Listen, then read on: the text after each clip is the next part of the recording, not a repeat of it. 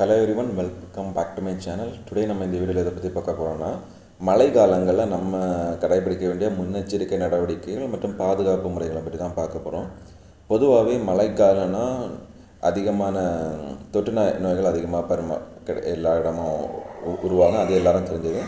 இன்னொன்று முக்கியமான விஷயம், எலக்ட்ரிக் மின்சாரத்திட்டேருந்து நம்ம எப்படி பாதுகாப்பாக இருக்கலாம். ஏன்னா மழை காலத்தில் மின்சார ஒயர்கள் அறுந்து கிடக்கும், அடுத்தது மின்சார கசிவுகள் வரும். அந்த டைமில் நிறைய விபத்துகள் நடக்கக்கூடிய ஒரு வாய்ப்பு இருக்கும். அப்போ அந்த டைம் மேக்ஸிமம் எல்லோரும் இந்த மின்சாரம் ரிலேட்டடாக உள்ளதெல்லாம் ரொம்ப பாதுகாப்பாக இருக்கணும். அது அடிப்படையான ஒரு விஷயம்.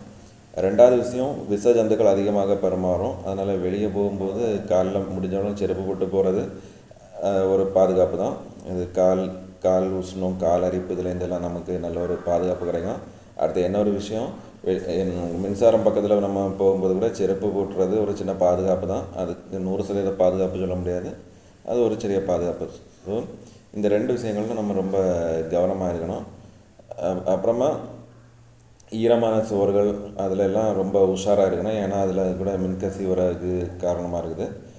ஸோ இந்த மாதிரிப்பட்ட விஷயங்களை நம்ம நினைவில் கொண்டு நம்ம வெளியே போனால் நல்லா இருக்கும். ஸோ இந்த விஷயம் பிடிச்சிருந்தால் லைக் பண்ணுங்கள், பிடிக்காட்ட சப்ஸ்கிரைப் பண்ணுங்கள். Okay, thank you.